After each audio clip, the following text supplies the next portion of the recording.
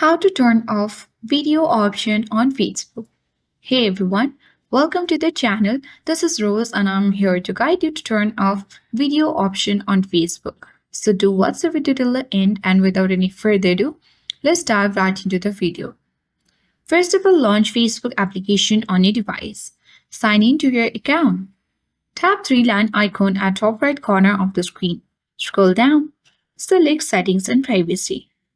Now tap Settings. Scroll down. Locate tab bar, button or navigation bar.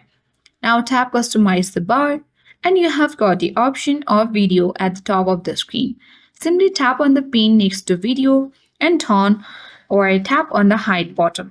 After you do that, when you come back to the home page of Facebook, the video option has been turned off and it has been hidden from this home feed on Facebook. So that's all for today. Hope this video helped you. If you are new to our channel, hit the like button and subscribe. Thank you for watching and see you in the next video.